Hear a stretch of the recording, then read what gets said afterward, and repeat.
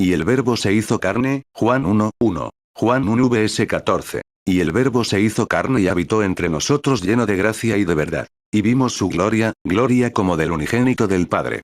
Juan 1:14. ¿Quién es el Verbo? Es claro que se refiere el autor de las cartas de Juan al Señor Jesucristo, de esto no hay ninguna duda, llamándole el Verbo y diciendo en el versículo 1 dice, el Verbo estaba con Dios y el Verbo era Dios. Y en el versículo 14 dice, y el Verbo se hizo carne y habitó entre nosotros, y vimos su gloria. El Verbo Jesucristo se hizo carne y habitó entre nosotros, sin renunciar a cualquiera de su gloria. Juan quiere que entendamos que Jesús es Dios en carne humana. Mateo y Lucas nos dan las características históricas, y Juan nos da los elementos celestiales y las características sobrenaturales. El mensaje es acerca de la deidad o la divinidad de Jesucristo por tener la misma naturaleza del Padre. O de Jehová. Por así decirlo. Esto lo pongo así para que mis amigos los testigos de Jehová lo entiendan mejor. En estas pocas palabras y el Verbo se hizo carne, vemos el resumen de la declaración de la encarnación, Dios se hace hombre. En Jesucristo, el Eterno se hizo finito con cuerpo humano. Y tomó forma humana y así pudimos verlo como el Hijo único del Jehová, por así decirlo. El Eterno entró en el tiempo. Lo invisible se hizo visible. El verbo en griego significa logos y a la mente griega, logos era la fuerza más poderosa del universo. Era poder creador, fuente de sabiduría, conocimiento, inteligencia, y Juan está diciendo que es una persona y se hizo hombre, Dios que vino al mundo a través del niño Jesús. Para el judío, la palabra tenía un significado aún más, ya que la palabra del Señor era muy familiar para ellos. La palabra del Señor era Dios simplemente revelando su persona, su carácter, su voluntad, su sabiduría, su verdad. Juan está diciendo que la revelación de Dios y la manifestación de Dios está ahora encarnado. La expresión de la naturaleza de Dios, la voluntad, la sabiduría, la verdad está encarnada. Es por eso que Hebreos 1 dice, Dios, habiendo hablado muchas veces y de muchas maneras en otro tiempo. En estos últimos días nos ha hablado por el Hijo. Dios se revela en Cristo. Él asumió humanidad y se despojó a sí mismo, tomó la forma de siervo y se hizo semejante a los hombres. Filipenses 2:7. Él participó de carne y sangre. Hebreos 2:14.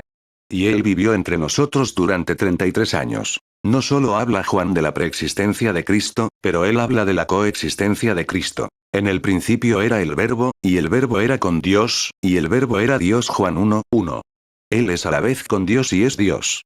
Aquí, vemos claramente el misterio de la piedad. 2 Timoteo 3:16.